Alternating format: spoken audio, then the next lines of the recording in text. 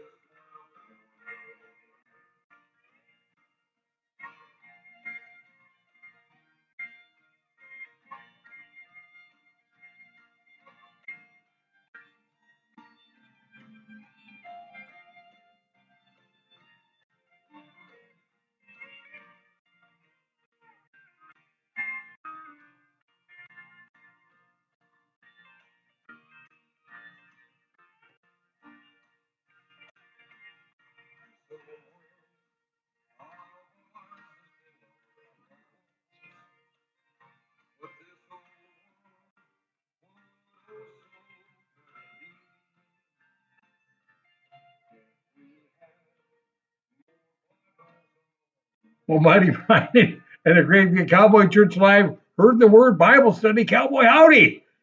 See, we don't have Mickey with me, but if I had Mickey with me, he'd tell you it was 7:01, time for Bible study. So come on in.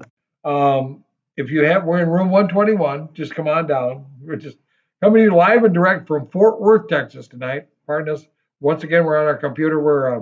Jordan and I are at the Southwest Cattle Raisers Convention in Fort Worth. What an exciting show that is. So, but we're so glad to have you with us tonight. I can't really see who's out there, but raise your hand if you're here. Oh, good. If you're new tonight, welcome to our Bible study Thursday night, 7 o'clock, here on the Trail Boss Ministry Facebook page and on YouTube. Please remember, if you're on YouTube, to hit that subscribe button. That just helps us get more attention on YouTube. So, but welcome. We're glad to have you with us. We are studying the book of Genesis. So we're going to be starting tonight in chapter 42. So if you want to go ahead and get your Bibles, how do you like my hat? Nice, huh? I'm here to tell you the Cowboy Logic, number 7, which you already know. Do not leave your felt hat in a hot truck in Fort Worth, Texas, because it's suddenly going to be in a shape that you never thought. I can't stand it. It's suddenly going to be in a shape that you don't understand. But anyhow, that's a little Cowboy Logic lesson there for you. So welcome. A couple of reminders. I want to make sure that we invite you to Cowboy Church Sunday morning. Now we're at a different time today because we will be at the Mashburn Arena in Childress, Texas. We're excited about that. So that means we'll be starting a little bit earlier. We'll be starting at 8 o'clock instead of 9 o'clock. So Richard, be sure to write that down. We'll be starting at 8 o'clock, but we'll be in Mashburn, Texas. So if you're in the Vernon, Texas area, the Amarillo area, Clarendon, anywhere around Wichita Falls, come on out and join us. It's always neat when we can meet you guys in person. But that's 8 o'clock, the Mashburn Arena in Childress, Texas. Make sure I got all my parts right. Now, I want to talk to you about next week. Next Thursday, and I mentioned this Sunday in church, we're going to do something very special. Next Thursday is Maundy Thursday. Now, most of you probably, I don't, you may not know by that name, but you'll remember. So a week, Sunday is Palm Sunday. Hey, I want to invite you to be sure on Sunday. God has given me really kind of a special message for Palm Sunday. So if you can't make it out to us, why tune in. But we're at the beginning of what we call Easter week. Thursday night is the night at which Jesus celebrated the Last Supper with the apostles, and of course, then was betrayed and arrested. So that's the night we do Bible study. So we're going to go ahead and do something I think is real special. One of the things that we like to do on Maundy Thursday, because that's when kind of the idea of communion was initiated through what Jesus did at the supper. So we want to do that. We want to go ahead and share a communion time together with y'all. And so we want to invite you to do that. So that's next Thursday night. Now, as you know, we mentioned Sunday. We're going to go ahead and do communion service, then do it with the elements. Some of you may not have access to that. So we have gotten, and we've had it for a couple of years. We have a little communion pack that we can send to you that has the wine and the wafer in it, the juice in the wafer, and we still have a bunch of those available. But we need to know pretty quickly. I know a bunch of you have already had, and they've been shipped. So we have through maybe Sunday to get those coming to you. So if you would like to, and we would love to have you join us as we share communion next Thursday night. So let us know just as soon as you can, will you, if you want to do that. Good Friday, of course. I hope you, if you have a local church, that they're having a Good Friday service, that they do go there. But then now Sunday morning on Easter, okay, we and this has become a tradition with us for the last 7 or 8 years, I guess so. Yeah. We like to get up and do a sunrise service. So sunrise out here is somewhere around 7 o'clock. Um, so we will be doing just a short service on Sunday morning, Easter Sunday morning, which is the 26th, I believe. Is that correct? No, 27th. no, Yes. no, honey. Okay. It's the 20th. Oh, that's right. Time flies when you're having fun, doesn't it? It'd be interesting to see where I am on the 26th. But anyhow, on the 20th, on Easter Sunday morning, 7 o'clock, we'll just do a little brief service at 7 o'clock. Then our regular service at 9 o'clock. But anyhow, want to make sure that you're invited to do that with us. Oh, did he? Makes me look like Gabby Hayes, Jerry.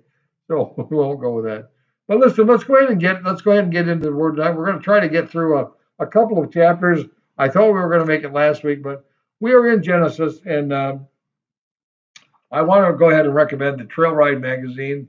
I know a lot of you have it. Boy, I'll tell you, the what Elliot has in there this week about chapter 43 is outstanding, just outstanding. So I'm not going to tell you, but now you can get those on the website www.trailbusministry.com, general store, and look for the Trail Ride magazine that has the cast of bananas on the cover of it, and we'll get that out to you so you can join us. Um, I don't know. We did quite a bit of review last week, so I don't want to spend a lot of time on that. We're in chapter 43. Chapter 43, from a time perspective, takes place probably around 1728 BC. We are now looking at, we started, you remember, back in chapter, golly,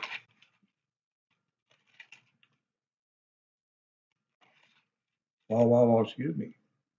The beginning of where we are, in chapter 37, we really began the story of Joseph. Now, Joseph's father, okay, was who? Yeah, right, was Jacob. Jacob's father. So you got one of the last of the patriarchs that's listed. They go Abraham, Isaac, Jacob, and the 12 tribes. Well, the 12 tribes are based on Jacob's son, one of whom was Joseph, and then the others that we've kind of met along the way, and we're going to talk about them more today. And we're going to be talking tonight especially about Joseph's full brother, Benjamin. He was last. You may remember a couple of chapters back. Why the last Rachel, Joseph's mother, Jacob's wife that he loved the most. He had four wives, you may remember, Leah, and then the two maidservants. But Rachel was the woman that he loved, and he had two children with Rachel, Joseph and Benjamin. And sadly, why Rachel died in childbirth, having Benjamin. The story, if you remember, Joseph at a young age 17, was very much his father's favorite, and that again I think probably was because of the love that he had for Rachel, and that was the first boy child that he had with her. And so he was really kind of the favorite, and he was treated with a lot of favoritism. He was kind of, even though he was at that point in time, the next to the youngest, he was in favor of Jacob. Jacob kind of uh, made him not have to be involved in the family business, being a shepherd.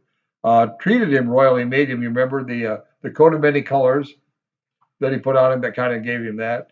And he kind of gave him the job of just kind of keeping an eye on what the brothers were doing, which they didn't like a lot, of course, as you can imagine. Um, and so they they had a lot of animosity toward him. But he sent Joseph out on one occasion to go check on the brothers. And when they saw him, now let me back up, make sure we cover this because it's important. Do you remember about the dreams that he had, the two dreams? Okay, brief reminder. He went to the brothers and said, "Hey, I had this great dream. You guys are going to love this." He said, "I dreamed that we were all sheaves of wheat. You know what a sheaf is? Stop gathering sheaves of wheat.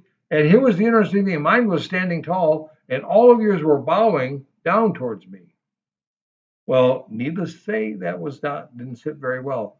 So, but then he had another dream, and he didn't learn from telling them about the first one. So he said, "Guys, even better, I have a better dream to share with you. Here's what happened. I dreamed that the sun and the moon and the stars all bowed down on the ground to me."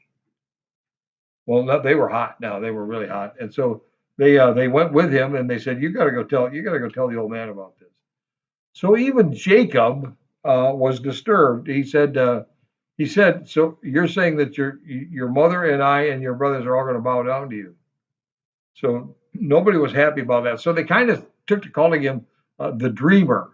And so when he went out to check on them at one point in time, why they said, "Here comes the dreamer. We're going to fix his wagon. We're going to kill him." They hated him that much.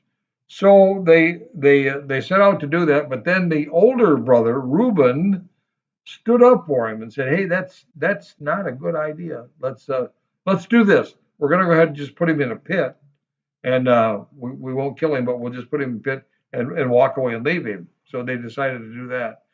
Well, in the meantime, of course, he left to come back, and while he was gone, Simeon, the next oldest brother, not a good guy, spotted a caravan coming on its way to Egypt, coming through Canaan, and he said, "Hey, why don't well, I'll tell you what, we can make a couple of bucks here and get rid of the kid." So they sold him into slavery, and so that's how he went to Egypt. I'm getting real long on that. Don't want to do that, but it's really important. The point is that through a lot of trials and tribulations that he had in Egypt, he ended up being, because another dream sequence, he was in prison for a crime that he was accused of and didn't do. And in the dream, he was confronted whether he met the butler and the cook for Pharaoh. And Pharaoh and they had both had dreams, and Joseph interpreted them, and they were both let out. The butler was reinstated to his job. The cook didn't do quite so well. But Joseph had asked the butler. He said, "Hey, when you go back there, will you remember me? Remember who I am, and tell Pharaoh what I did for you?" Well, he forgot. He forgot. More dreaming. Pharaoh has a couple of dreams, and none of his wise men, none of his sorcerers can interpret it for him. At that point, the butler finally remembers and says, "Oh my gosh, you know what? When I was in prison, I had a dream, and there was a young man there, a Hebrew, that can interpret dreams. Maybe you ought to talk to him." Bring him up. He meets with Pharaoh, and he tells Pharaoh. Pharaoh has two dreams. If you remember, dreams about fat cattle, skinny cattle, good wheat, bad wheat. And Joseph said, "Well, hey, here's the deal. Yeah, I can tell you. Well, I can't tell you, but God can. God is telling you something important. Okay, there's about to be the seven fat cattle, seven good sheaves of wheat. That's an indication of 7 years of prosperity. Things are going to be really, really good here. Now, the skinny cattle that ate up the fat cattle, the bad grain that infested the good grain and destroyed it. That's 7 years of famine, and it's going to be rough.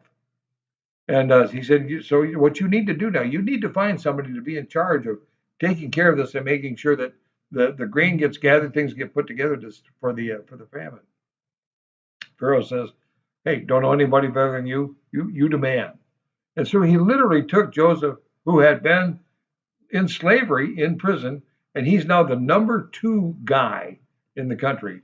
He'll be referred to as the man. Okay, and he was second only to Pharaoh. Pharaoh gave him his signet ring to wear and put him in charge of everything. You with me? Went through that fast. So last week we talked about the fact that the famine had actually in chapter 42 begins or 41 ends with the famine taking place because the famine was severe in all the lands. So if it was bad in Egypt, as we said, and talked a little bit about it, it probably was worse in Canaan. So Jacob, good old Jacob, now called what? Anybody remember who Jacob is now? Mary? Oh, well, he's called Israel now. But his name goes back and forth, and I'm going to tell you in a minute why I think that Moses kind of did that. So Jacob heard, and the famine had begun, Jacob heard that there was grain. So he said to the other brothers, the other 10, hey, why are you guys just sitting around when there's a famine? You need to go to Egypt and try to buy some grain. Well, needless to say, they were not excited about going to Egypt. They knew what they had done to their brother, and what if they ran into it? Well, they run into it. So they go to Egypt now. This is now, let's see, 20. This is 20 years later, 21 years later. Okay. So obviously he has been living in Egypt. He's been raised as an Egyptian. He looks like an Egyptian. So when the brothers come, because he's the guy they have to go to buy the grain, why they don't recognize him. But he recognizes them. So they come and they say, well, we want to buy some grain. And so he said, well, tell me a little about things. You said you're the son of the sons of one man. Is he still alive? Is he okay? And what about the brother that you talked about? Is he okay? I think probably, and I think especially as we get into these chapters tonight, 43 and 44, Joseph was, and he was not pleasant to him. But I think he kind of decides to test him and see, have these guys learned anything? Have they changed at all? So he asks him about the younger brother, and they get the grain, and so they say, well, and he says, um, if you come back again, I want you to bring your younger brother. And they said, well, we can't do that. It would break the old man's heart. So they buy the grain, and what happens is that Joseph tells the servants, put their money back in their bags. So as they leave and they're headed back to Canaan, they open the bags, and lo and behold, there is their money. Well, so now they're really confused. Interesting though, that this is the first time we kind of see this, is that this is the first time any of them makes any mention about saying, why is God dealing with us like that? So a recognition that there is a God. We have seen that a little bit in Jacob. We don't see it manifested the way we would expect being a patriarch. But they're concerned, so they get back, and they tell him, hey, here's the deal. We can't go back unless we take our younger brother. And Jacob tells him, well, that ain't going to happen. So Reuben steps up, says something stupid, and that's kind of where we ended it. So what's interesting is, because we're going to start out with, do you know the saying, do you know what Murphy's Law is? You know Murphy's Law? Hey, anybody tell me what is Murphy's Law? Should I wait for anyhow? Yeah, somebody tell me what Murphy's Law is. Conversely, at the same time, I want you to think about Romans 8:28. So if you don't know what that is, why look it up real quick? Because I want to talk about this in relationship to Joseph and Jacob. So let me know if you get a response. I'm watching Mr. Inner. Watch your phone. Anyhow, let me tell you why I'm saying that. Um, when they go back and they tell him what's happened, why um, Jacob is really upset. He said, why did you tell him that stuff? Woe is me, woe is me. How many times have we heard that from Jacob or from Israel? Well, poor pitiful me. Um, and so he said, oh yeah, chapter 42, verse uh, verse 36. Jacob is saying, all things are against me. Every poor pitiful me. You get an answer? They seem to say something is gonna eventually go wrong. Yeah. Good. What Murphy's law says is if anything can go wrong, Yeah. yeah, if anything can go wrong, it will. You got that? That is Jacob, and that's been Jacob's attitude. So not only here, but he the, so over the big, Lois said anything that can go wrong will go wrong. yeah, right, very good. That's exactly right. So in the beginning of 43, we'll start this, and then I'll get back to that. So the famine was severe in the land. So that remember the famine was 7 years. So we're probably 2 or 3 years into the famine now. And so they've used up the grain that they went and bought. So 43:1, it says, so the famine was severe in the land, and it came to pass that when they had eaten up the grain which they had brought it from Egypt, that their father said, go back and buy us a little more food. Well, Judah spoke to him, saying, hey, now we told you, the man solemnly warned us, saying, you shall not see my face, which is what he told him. Don't come back without your brother. You shall not see my face unless your brother is with you. If you send our brother with us, we'll go down and buy some food. But if you don't send him with us, why, we're not going to go. For the man said to us, you shall not see my face unless your brother is with you. Now, interestingly, and Israel said, and Israel is who? Jacob. It's interesting that Moses kind of goes back and forth here. He kind of has the Jacob attitude, which is if anything can go wrong, then it will. And he's gonna talk about that again. Where on the other side, the reason I mentioned Romans 8:28, Romans 8:28 is sometimes referred to as a soft landing, if you will. Um, Romans 8:28 says, for we know, we're going to talk about that Sunday, for we know that all things work together for good for those who love the Lord and are the called according to his purposes. You've heard me talking now, probably when I talk Sunday, I'm going to say the thing. I kind of translate it around a little bit. I think it puts it in a better perspective for me. It says, for those who love the Lord, put that first. We know that if you love the Lord, all things work together for good. And that's kind of the Joseph thing. And that's been his life all along as a young man, put in the pit, sold into slavery, put into prison. Um, but he always, no matter what happens, he always comes out good. And the reason for that is the fact that he loved the Lord. That was his premise. All things work together for good. And we're going to see a wonderful statement here in chapter 45. You're going to love relative to that. So I kind of want you to have that in mind, is that even though Jacob is considered a patriarch, that was kind of his attitude. If anything can go wrong, it will. So I better scheme and I better do something. Even though he supposedly trusted in the Lord, Jacob always was coming up with his own plan, where Joseph kind of rolled with the flow. All things work together for good. So here we are. So they said, Judah is talking to him. Judah's going to be an interesting guy to think about here. But Judah said to him, the man said to us, you shall not see my face unless your brother is with you. And Israel said, why did you deal so wrong with me as to tell the man whether you still had another brother? Why did you do that? But they said, well, the man asked us pointedly about ourselves and our family, saying, is your father still alive? Have you another brother? And we told him according to these words. Could we possibly know that he would say, bring your brother down? Then Judah said to Israel, his father, send the lad with me, and we will arise and go, that we may live and not die, both you and also our little ones. And then he says, I myself will be a surety for him. Surety is a legal term. It kind of means I you put something up. It's like a bond, maybe when you pay a bond, a surety.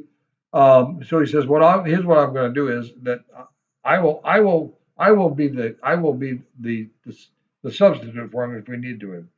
He said, if I bring him back to you and set him before you, then let me bear the blame forever.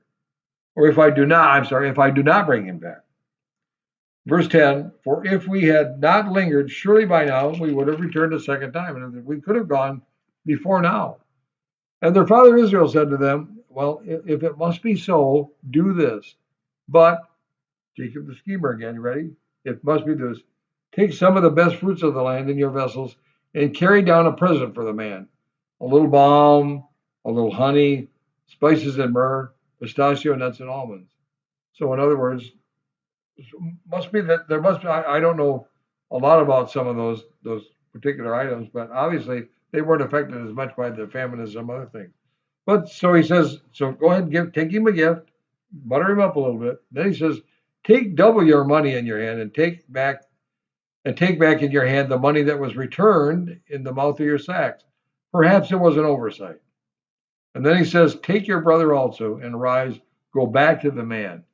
And then he says, interesting, okay, after scheming, after thinking about what he's going to do, after poor woe was me, then he says, and may God Almighty give you mercy before the man, that he may release your other brother and Benjamin. And then he said, so now we're back to poor pitiful me. But if I am bereaved, I am bereaved. If things go wrong, I'm just going to have to live with it. Oh, makes me crazy. Verse 15, so the men, the brothers, took the present and Benjamin, and they took double the money in their hand, and they rose, and they went down to Egypt, and they stood before Joseph. Whew, this is kind of neat. When Joseph saw Benjamin, how many years?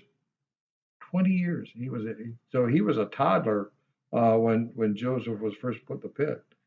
So the men took they stood before Joseph, and when Joseph saw Benjamin with them, he said to the steward of the house, "Hey, take these guys to my house." Right? The Bible says, "Take these men to my house and slaughter an animal and make ready, for these men will dine with me at noon. We're going to go to lunch." And the servant, did as Joseph ordered, and the man brought them into Joseph's house. But guilty conscience, this is where it starts to kick in, guys. So verse 18, any questions? If you just put them down there in your comment section. So verse 18, now the men were afraid because they were brought into Joseph's house. And they said, okay, ready? It is because of the money that was returned in our sacks in the first time we brought in. And so they may make a case against us and seize us and take us as slaves with our donkeys. Guilty conscience. Guilt is just amazing. It just overtakes everything. So 19, when they drew near to the steward of Joseph's house, now Joseph now has his own steward that takes care of all of it, and he takes care of everything, all the business things.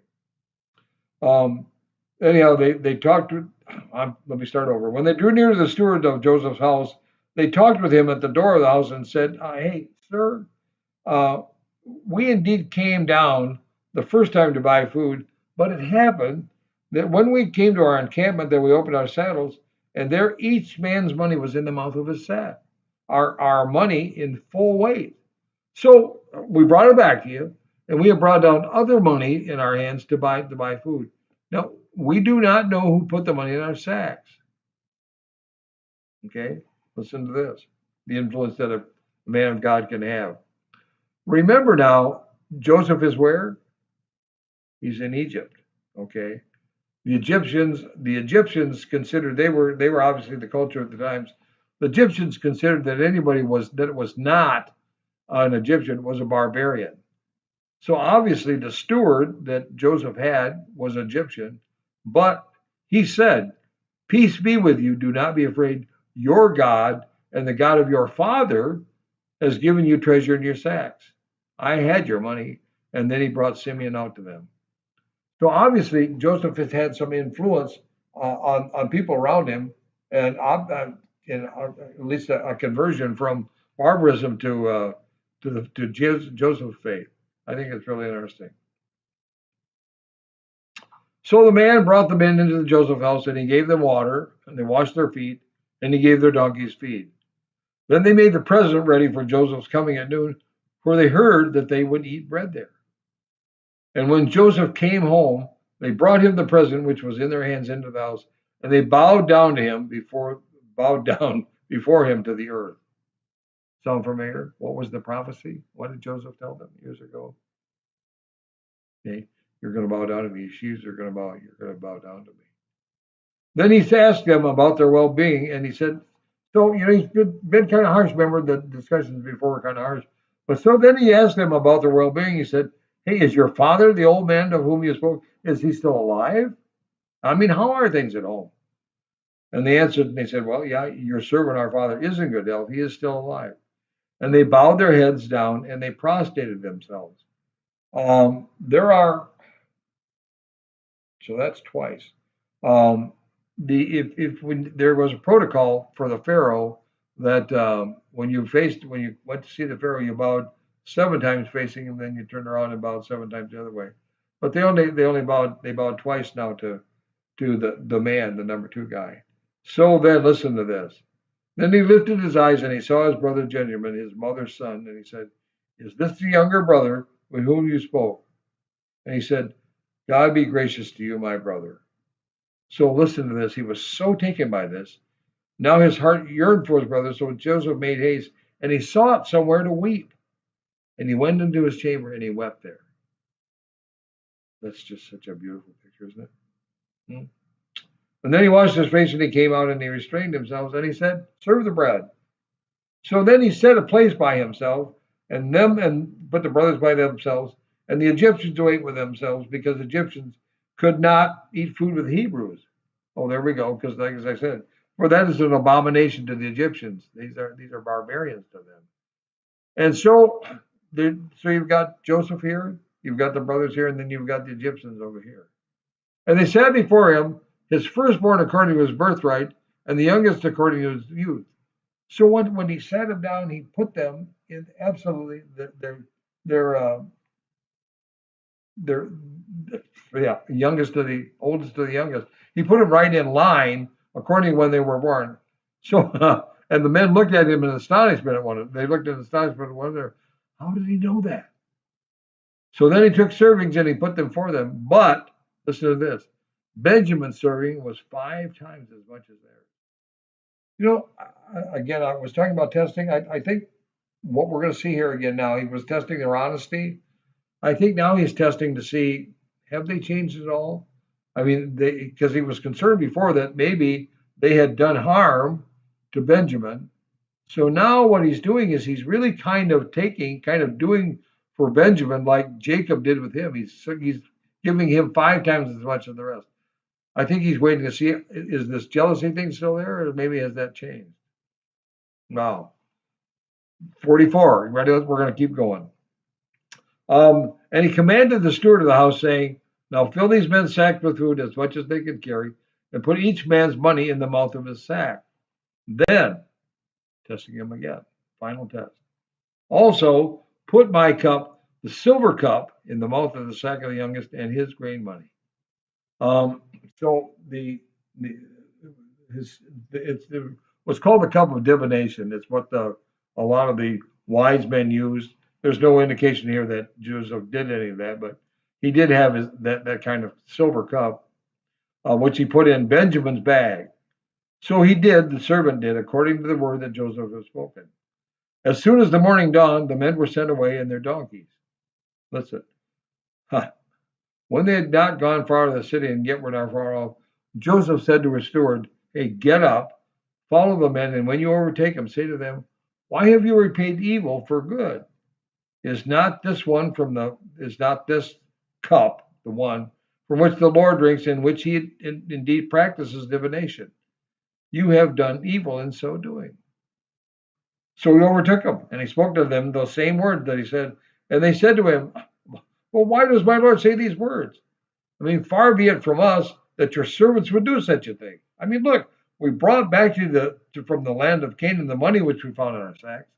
Why? So how then could we steal silver or gold from your Lord's house? But with whomever of your servants is found, let him die, and we'll be the Lord's slaves. They think they're innocent, so they're saying, go ahead, whichever one of us you find, like, go ahead and kill him, and we'll be slaves the rest of your life. And now he said, so also let it be according to your words, be with whom it shall be found, shall be my slave, and you shall be blameless. Then again, they don't know. Each man speedily let down his sack to the ground, and each man opened his sack. And so he searched the steward. He began with the eldest, and he left off with the youngest. Surprise, surprise, surprise. And the cup was found in Benjamin's sack. And they tore their clothes, and each man loaded his donkey and returned to the city. They figured out it's over. This is it. So Judah and his brothers came to Joseph's house, and he was still there. And they fell before him on the ground. And Joseph said to them, What deed is it that you've done? Did you not know that such a man as I can certainly practice divination? Now, notice he doesn't say that he did, but he's saying, do you understand? I know everything. Don't you recognize in me that I can divine these things? And then Judah said, well, what shall we say to my Lord? I mean, what shall we speak, or how shall we clear ourselves? God has confession time. Up to this point, they have not been repentant at all about what they did to Joseph before. But listen to what he said. What shall we speak to my Lord? What shall we say to my Lord? What shall we speak? How shall we clear ourselves? Confession. God has found out the iniquity of his servants. But here we are, my Lord's slaves, both we and he also with whom the cup was found. But he said, I can't go back. Do you remember the discussion with Judah? Remember who Judah was? Obviously, he was one of the ringleaders when they did the bad stuff they did. You also you may remember the problem that Judah had with his daughter-in-law. We won't go back into that, but it's very clear that Judah, over the years now, has really begun to become different. This is important, and I'll share this when we get to the end. So Judah, again, okay, Judah is saying to him, what do we do here now? And he's the one that led the confession. Then Judah came near to him, Joseph, and said, O my Lord, please let your servant speak the words into the Lord's hearing, and do not let your anger burn against your servant. For you are even like Pharaoh. You're that powerful. My Lord asked his servant, saying, have you a father or brother? And we said to the Lord, well, we have a father, an old man, and a child of his old age who is young. His brother is dead, and he alone is left of his mother's children. And his father loves him. And he did as much as he did Joseph, because he thought Joseph was gone. But you said to your servants, bring him down to me that I may set my eyes on him. And so we said to my Lord, the lad cannot leave his father, for if he should leave his father would die. So there was that recognition. But you said to your servants, unless your youngest brother comes down with you, you shall not see my face anymore. He's recounting that story. So it was that when we went up to your servant, my father, that we told him the words of my Lord. And my father said, well, hey, go back and buy us a little food. But we said, well, hey, we cannot go back if our youngest brother is with us. We cannot go down if our younger brother is with us.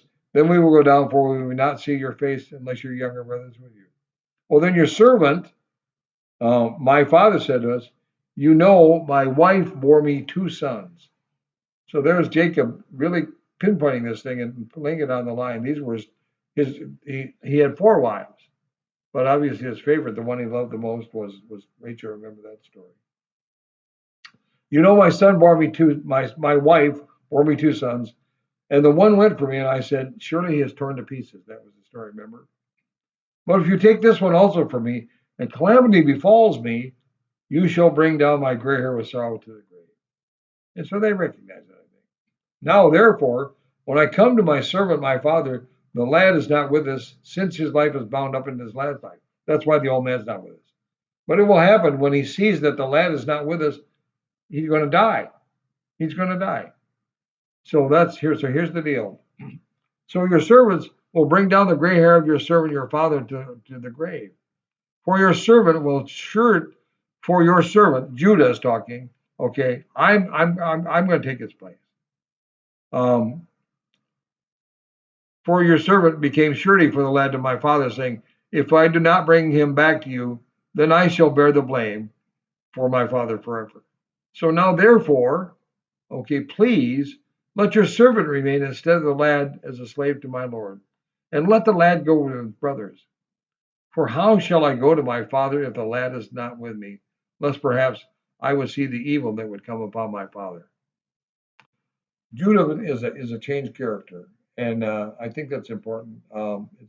Remember now the 12 brothers altogether, Joseph, Benjamin, and all the rest of them, become the 12 tribes of Israel. And we're going to see here in a little bit the blessing that Israel puts on his children. But Judah will become strong and is a changed man now. He's obviously has a lot of concern. Judah, we're going to hear more about him because Judah will be the line that will trace on down to Jesus Christ. So you've heard us refer to Jesus before as the Lion of Judah. Okay, the Lion of. So the line that leads back to Abraham goes through Judah. So that's why he is standing up here. I guess we better quit. Chapter 45 is chapter 40. You're going to be excited about this. Chapter 45 kind of is the end of this story, but it is beautiful. So I want to ask you. Mr. Herdin and I talked about this. I got a couple options for you. This is the beginning of this particular section on Joseph. So next Thursday night, we can do this. We can finish up and kind of cut it a little short so we have time for communion. Another thought is, and I think I mentioned to you before, I don't know how many of you are familiar with the meaning of Passover, what the Passover signifies, what communion signifies, the significance of what happened that night. Luke and John go into some detail. So if you are interested, we might, instead of doing chapter 45, we might spend some time talking about Passover, talking about communion, and talking about that night in relationship to where it is in the Easter story. So you can, if you would, let me know and let us know. You can go to the comment section and just say Lord's Supper or say Genesis, one or the other, and we'll kind of see what we get. I can go either way on this. Matter of fact, I've gone back and forth. I love talking about communion. I'm very, very much my tradition, my religious tradition, is very into the whole Easter week thing. So just let me know what you would prefer to do. Just say Genesis or Lord's Supper. Is that what I said? Okay. Well, either way, we're going to do communion at the end. So remember, if you'd like to have a communion pack, please let Mr. Herdin know right away. Let's go ahead and close with prayer, shall we? Let's bow our heads. Heavenly Father, Lord, lessons learned. We read about these great men of the Bible, men who are the foundations of our faith, men who believed and they found their righteousness in their belief in God. We look at Joseph, we look at his life and the things that he did, the things that he does, and we see in him a type of Jesus.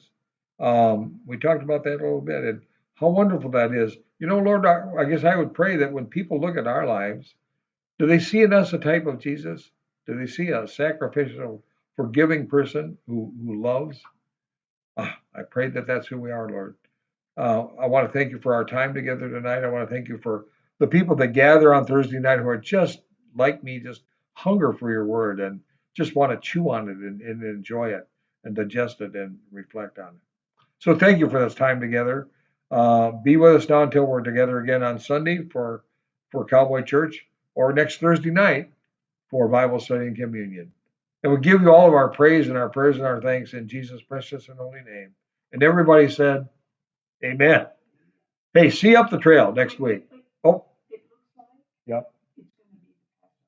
Oh, really? Okay. Yeah. Okay. So do this, and we'll post it. I'll give you the scriptures in John. I think it's John chapter 11. And I'll give you the scripture in Luke. And go ahead. We'll post those, and then we'll put them in the event. Is that different than what went out in your packet? No, probably not. Okay, So those of you that have gotten the packet have that in there, but those of you that don't, or maybe I know some of you have packets of your own. We'll go ahead and post what those scriptures are. So read those so that you're familiar with it. So when we talk about it, it'll be there. Anyhow, God bless you guys. May the good Lord take a liking to you. And what? Tell somebody you love them. See you next week.